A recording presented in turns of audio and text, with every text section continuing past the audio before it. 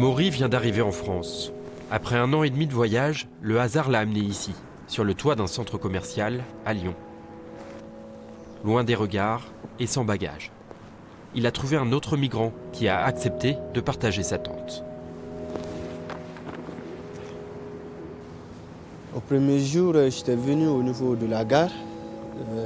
Lorsque je suis venu, je ne connaissais personne. J'ai trouvé des Noirs comme moi. Je les ai expliqué mon problème. Donc, ils m'ont dirigé vers le lieu où je peux passer la nuit. Maury vient de Guinée. Il a quitté son pays après avoir été rejeté par sa famille. Mon père il est décédé. Donc, j'étais avec ma maman, avec un monsieur qui n'était pas tellement gentil. Chaque fois, il y avait des violences, des maltraites, jusqu'à ce qu'un jour, il était venu me frapper violemment, jusqu'à ce que la maman avait eu peur, m'a pris me confier avec un monsieur. Le monsieur qui a pris soin de moi jusqu'à ce qu'il m'a fait venir ici. Ce monsieur, c'est son oncle. Du jour au lendemain, il décide de l'emmener pour tenter leur chance ailleurs. Maury ne sait rien de ce qui l'attend. Tous les deux, ils parcourent la Guinée, le Mali, la Mauritanie et le Maroc avant de traverser la Méditerranée. C'était terrifiant parce que là, si je savais que c'était comme ça, jamais de la vie j'allais me mettre. Avec l'eau et les vagues que je voyais, avec le vent qui soufflait, surtout s'il fait nuit, ça fait peur. Des fois, il y a la mer qui venait pour renverser le bateau. Mais bon, on a pu s'en sortir quand même. Lui s'en est sorti, mais son oncle disparaît en mer. Il m'a protégé jusqu'à là où je suis là. Mais Dieu n'a pas voulu qu'il soit avec moi jusqu'ici.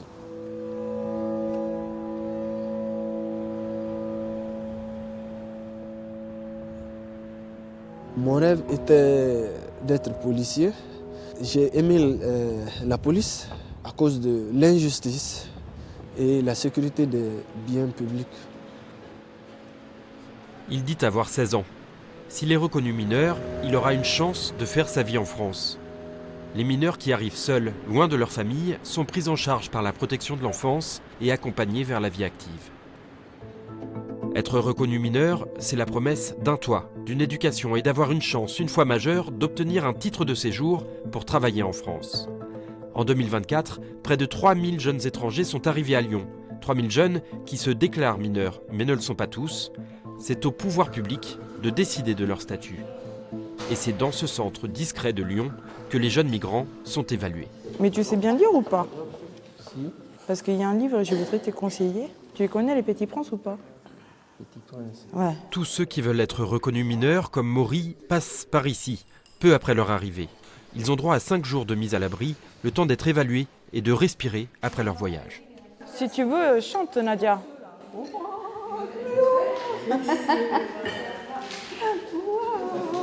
Les éducateurs les observent, les accompagnent et les soutiennent. Qu'est-ce que t'as, ma biche? Oh. Te manque la famille. Oh. Tu vas faire un peu des peintures? Ça va aider un peu? Allez, courage. Non, ça lui manque sa mère. Alors, il peut m'expliquer Pendant ce court séjour, tous passent par un entretien qui sera décisif, face à des évaluateurs mandatés par la métropole de Lyon. Le but, c'est de confirmer que tu as moins de 18 ans et que tu n'es pas venu accompagné par un de tes parents. Pour les jeunes, c'est lors de cet entretien que se joue en partie leur avenir en France. Est-ce que tu sais quand est-ce que tu vas avoir 18 ans 2027, mois de mai.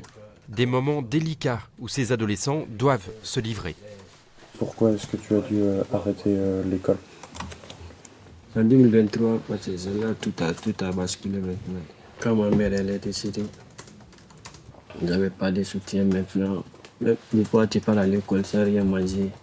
Il n'y a rien dans le ventre. Pendant ton parcours, pour venir jusqu'ici, tu as subi des violences. J'ai quitté mon pays, prêt à partir à Algérie maintenant. On a rencontré des gens.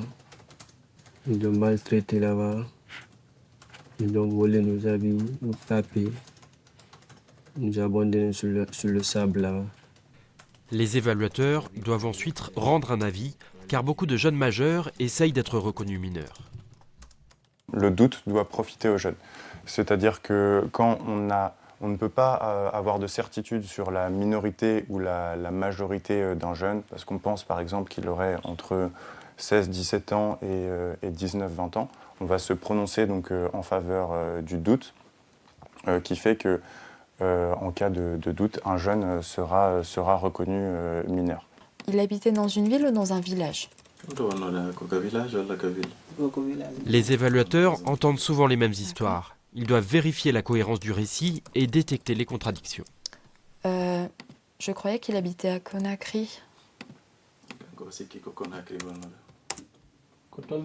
un peu le moment où tout se joue, donc dans les faits, on n'a pas trop le choix que de poser des questions et de creuser, parce que des fois, il y a des jeunes qui vont dire « je ne sais pas, je ne sais pas, je ne sais pas » tout le long de l'entretien. Du coup, moi, il m'arrive de leur dire, par contre, là, j'aurais pas assez d'éléments. En plus, si tu me dis pas ta vraie histoire, parce que j'ai le sentiment que tu l'as appris par cœur et que tu récites la chose comme une leçon, ça va pas te rendre service. Et moi, l'objectif, c'est de pouvoir t'aider et de faire mon travail correctement. Et c'est parce que j'ai pas envie de me planter. À l'issue des évaluations, seuls 30% des jeunes sont reconnus mineurs isolés par les services de la métropole de Lyon et mis à l'abri. La plupart des autres doivent retourner à la rue. Maury fait partie de cela. Il n'est pas reconnu mineur. Mais sa situation a un peu évolué. Il a rejoint ce square où près de 150 autres jeunes, comme lui, se sont installés.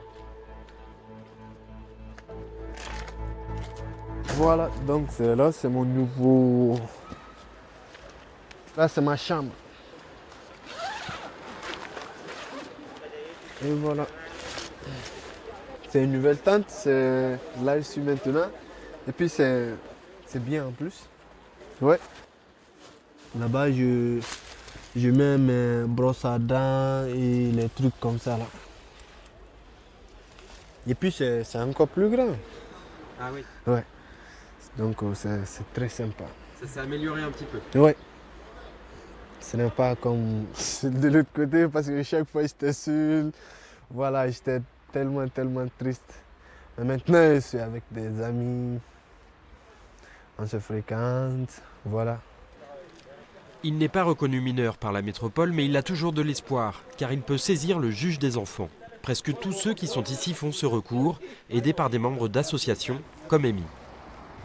Salut Amy. Ça va Maurice, c'est mon garçon? Ouais. Bien, ok. Ouais. Donc dis-moi, tu veux que je t'explique un petit peu comment ça va se passer maintenant? Ouais. Ok. Bon, on s'installe et puis Ok. on discute un petit peu. D'accord? Donc Bah. t'as tes papiers avec toi? Ouais. Donc là maintenant l'avocate, elle va faire ce qu'on appelle un recours. Elle va faire un écrit sur toi de 2-3 pages où elle va expliquer ton parcours migratoire, elle va expliquer un peu ton contexte familial et puis elle va prendre tout ce que tu lui as dit de l'entretien que vous avez eu ensemble. D'accord? Ok. Pour y parvenir, il faut prévoir beaucoup de papiers Ça c'est pour l'hôpital. Ça, c'est ton carnet de santé, Ouais. C'est un code et de beaucoup de santé. temps. Ça C'est ça, c'est des l'extrait. extraits. Ouais. Une fois que les papiers sont là, on leur prend des rendez-vous auprès des avocats. Il y a plusieurs avocats qui sont spécialisés un peu dans les mineurs isolés. Là, il faut attendre entre 1, 2 et 3 mois, voire 4 mois, pour qu'ils puissent avoir une audience devant le juge. Et après, là, c'est pas fini. Il y a des juges qui mettent en délibéré.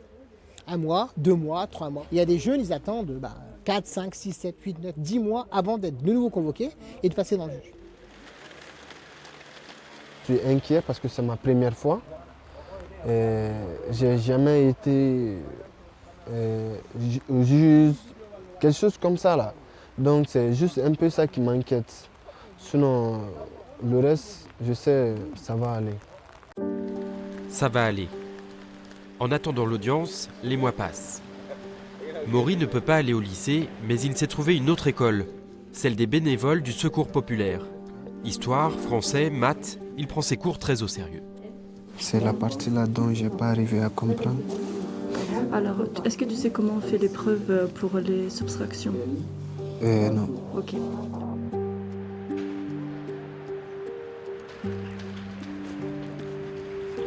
48, 49, 50,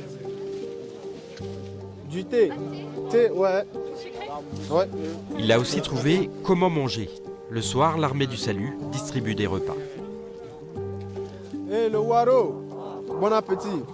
Je voyais des amis qui sortaient le matin, à midi et le soir. Donc je me suis approché d'eux pour me renseigner. Je dis comment faire pour manger. Donc ils m'ont expliqué. Il y en a beaucoup de Français qui nous aident. Donc elle va te poser plusieurs questions. Tu bafouilles pas, tu parles calmement et tu réponds bien selon ton âge, d'accord? 4 mois ont passé. C'est le grand jour. Le dossier de Maury passe devant le juge. Après, elle va te demander certainement pourquoi tu as choisi de venir en France. Pourquoi tu as choisi de venir en France? J'ai choisi pour venir en France parce que je suis francophone. Je veux aussi aller à l'école pour faire une bonne formation et être un bon citoyen pour la France. Ok, d'accord, c'est bon, c'est très bien. Quand tu rentres, tu regardes dans les yeux.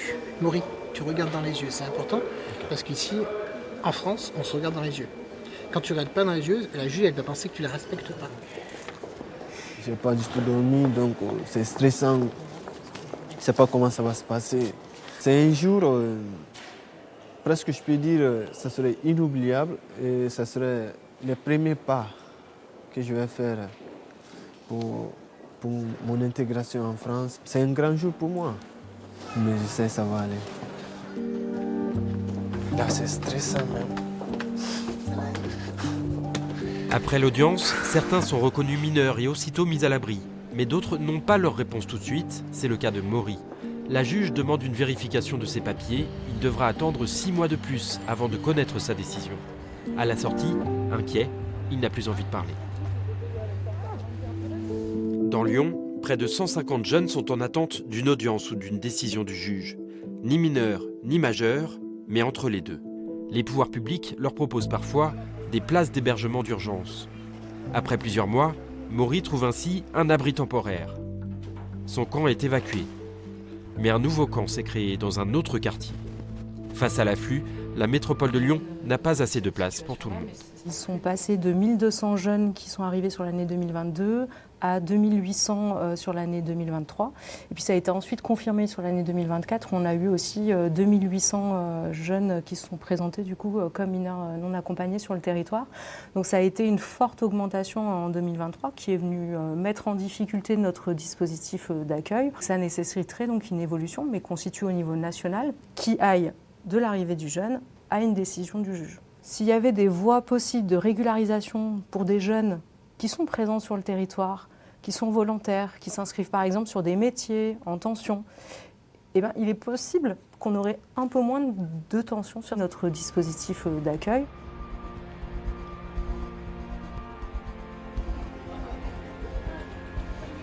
Après un an d'attente, de procédures et d'espoir, le rêve de Maury s'est envolé. La décision est tombée, il n'est pas reconnu mineur. On croyait qu'une fois arrivé en Europe, facilement tu vas t'en sortir. Je croyais qu'une fois ici, je pouvais être millionnaire, je pouvais tout avoir, quoi. Mais depuis mon arrivée, j'ai vu que ce n'était pas réel, quoi. En fait, ce qu'on voyait et ce qu'on pensait, et ce que j'ai vu, c'est très différent. Mais après un an de démarche, il a fait ses premiers pas en France. Il a suivi des cours, noué des liens, et il a un abri au moins temporaire. Il essayera d'obtenir un titre de séjour pour travailler en France ou partira vers un autre pays. Pour le moment, je suis déjà là, donc il n'y a plus le choix. Pour le moment, pas tellement d'espoir, mais je sais quand même que par le temps, ça va aller. Lui qui se rêvait policier, il va bientôt se retrouver en situation irrégulière. Mais comme il dit toujours, ça va aller.